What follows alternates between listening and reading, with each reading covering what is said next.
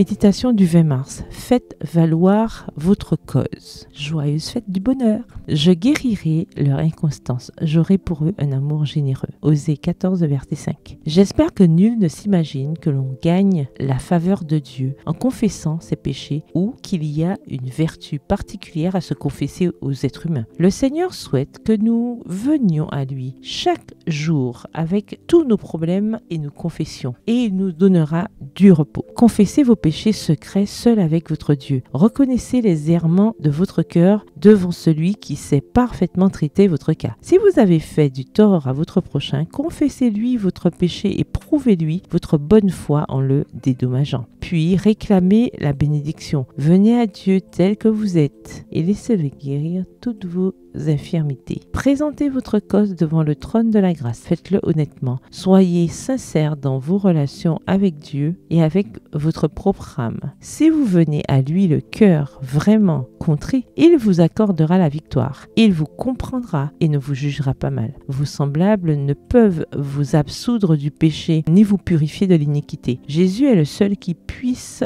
vous donner la paix. Il vous a aimé et s'est donné pour vous. Son grand cœur est capable de compatir à nos faiblesses. Hébreux 4, verset 15. Quels péchés sont trop grands pour qu'il puisse les pardonner? Quelle âme est trop sombre et opprimée par le péché pour qu'il puisse la sauver? Il est miséricordieux. En nous, il ne recherche pas de mérite, mais sa propre bonté sans limite, guérissant nos circonstances et nous aimant d'un amour généreux alors que nous sommes encore pécheurs. Il est lent à la colère et riche en bienveillance. Néhémie 9, le verset 17. Extrait du livre Testimonies for the Church, témoignages pour l'Église, au volume 5, au chapitre 79, aux pages 648 et 649.